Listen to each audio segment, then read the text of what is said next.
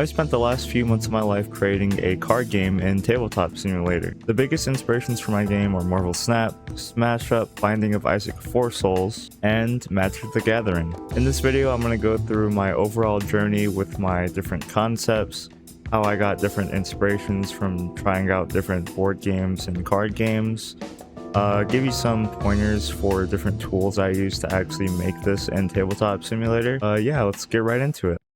I'm not much of a game designer in general. I have made some pretty janky stuff in the past, mostly inspired by stuff like Hearthstone and just making little dumb board games. This must have been like 5 years ago because I don't even remember how this works. Okay, but a few months ago I got that itch to create something in Tabletop Sim again, since I had started playing board games and getting into card games. So obviously with my very old games, like I'm pretty sure this is from like 2015 or 2016, I was very inspired by Hearthstone because I was playing a lot of it at the time. It's actually the first card game or trading card game I actually played. You know, you don't trade in Hearthstone, but it's like a similar concept. The res on these images are very low. A lot of my board games use that kind of card design and like mana system. Oh, this is the first.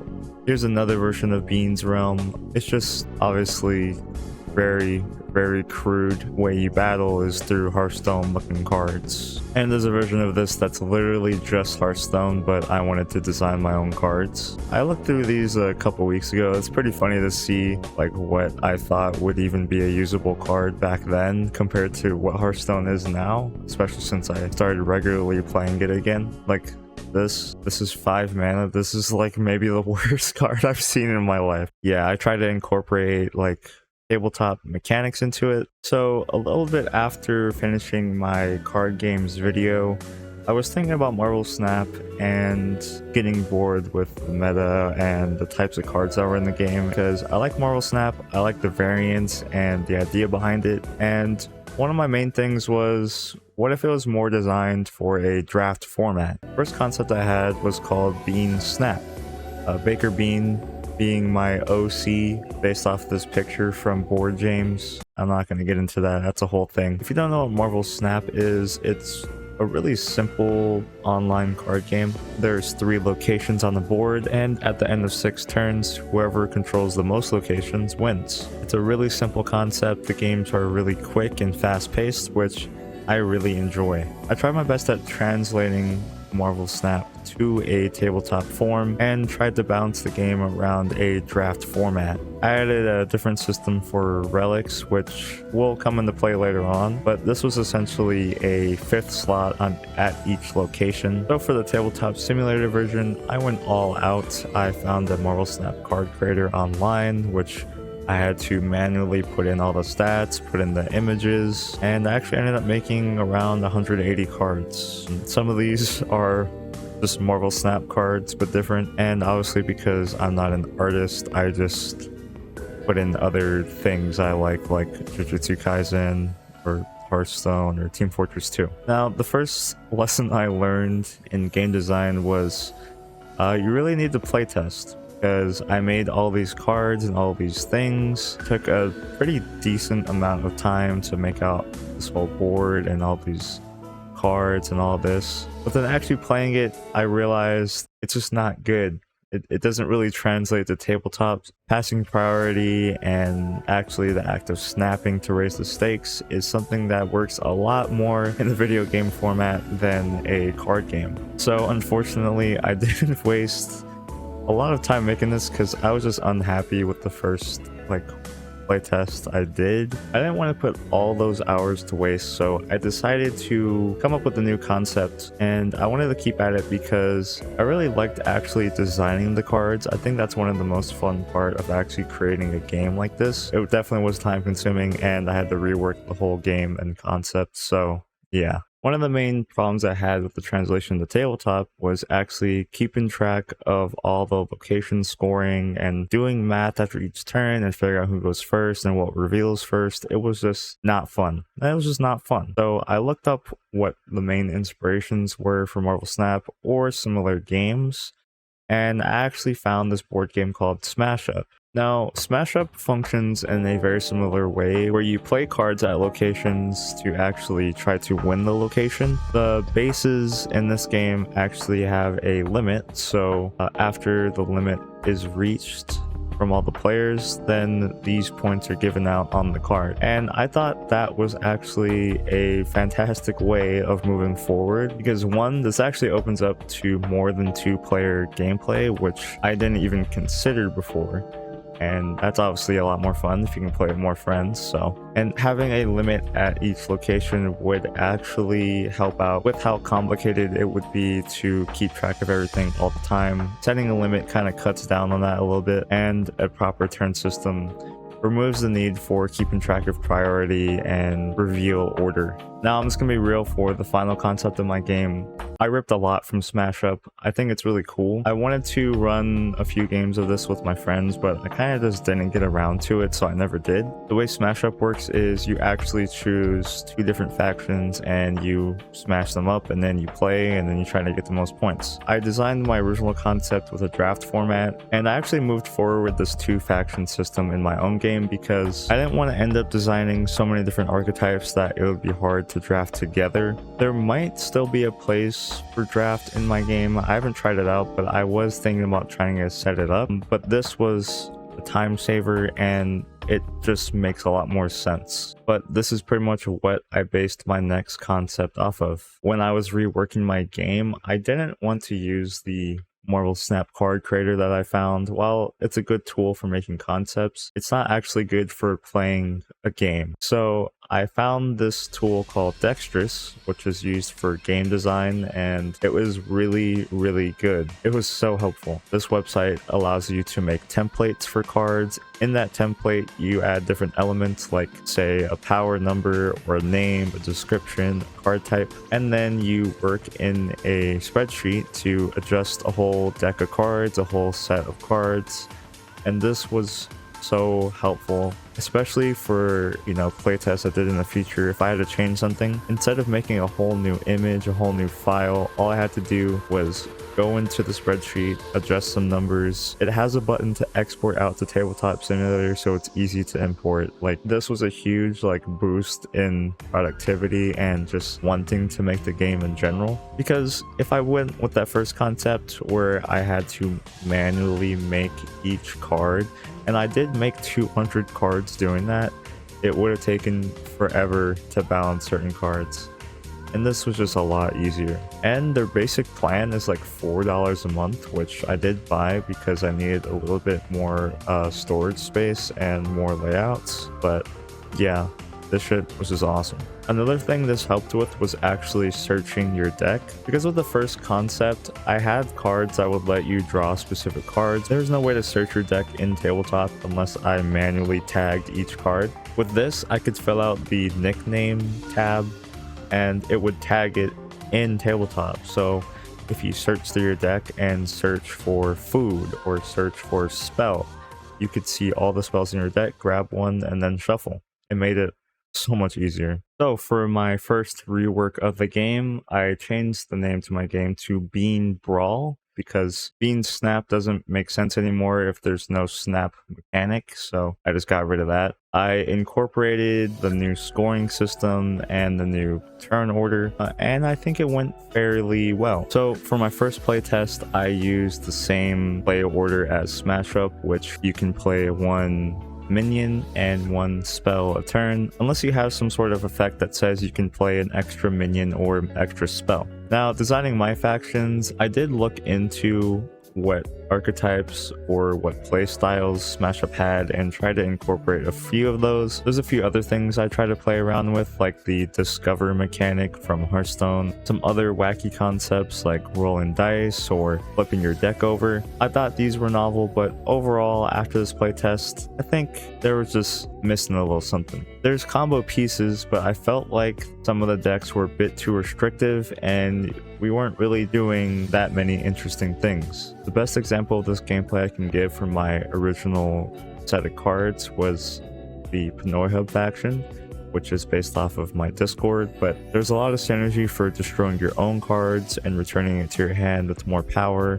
And I thought it was interesting to have persistent power buffs in between going through your hands, but it became a problem once it went back into your deck and you couldn't really remember how much power it had, so obviously that had to change. But overall, as a concept, this was actually pretty playable and pretty easy to work off of. I wanted to just add more and kind of work out and balance the game a little bit, because at the end of the day, that's my favorite thing to do, was making all these cards. Now for the second playtest, I didn't actually do that much other than some balancing, some wording changes, and adding a keyword glossary. The main thing happening in these next few playtests would just be adding more factions and trying to balance out the game. I started out with factions such as Overwatch, my own Discord, Team Fortress 2, Fortnite, but with each one that I added, I tried to incorporate some interesting mechanics. For example, Weezers being getting bonuses for playing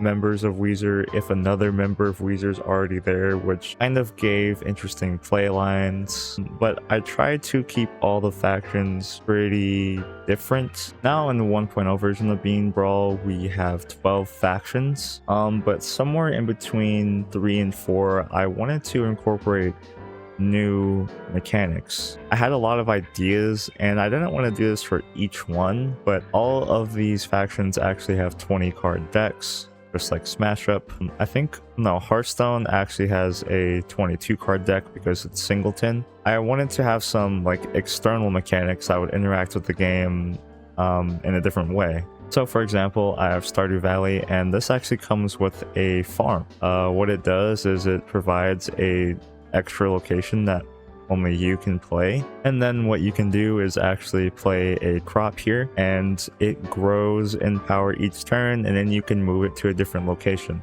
The first iteration of this was obscenely broken. I would have like 20 power parsnips and just move them and save them each turn, so I had to heavily balance this mechanic by only allowing one enchantment. In the middle of all these playtests, there was about a 1 month to 2 month period where I wasn't working on the game as much. I was trying to add more factions, but I was adjusting a lot of stuff. In that time period where I kind of took a break from actually making the game, I actually learned Magic the Gathering and started playing that more. I had been interested in learning Magic for a while, but actually making my own card game and working through that, I did want to see how it functioned and how other games functioned. So yeah, I started playing Magic, and I started playing board games in real life again. I was playing a lot of Four Souls, learning Magic, playing that online and on Tabletop Simulator with my friends. And I also played a board game called Marvel Champions, which is a co-op game. I've only played it about twice,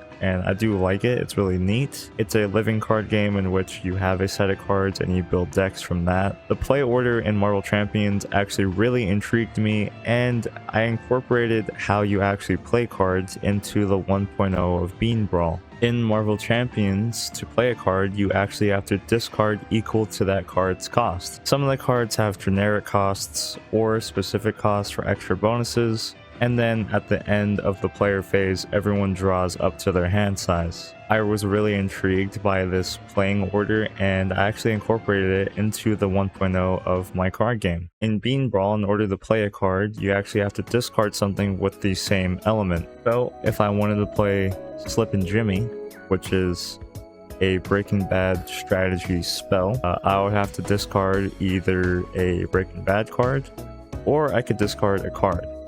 And I think this leads to some like interesting decisions with how you want to work your combo pieces out. And this also allows me to make things like legendary spells, which means I have to discard 2 cards to actually play.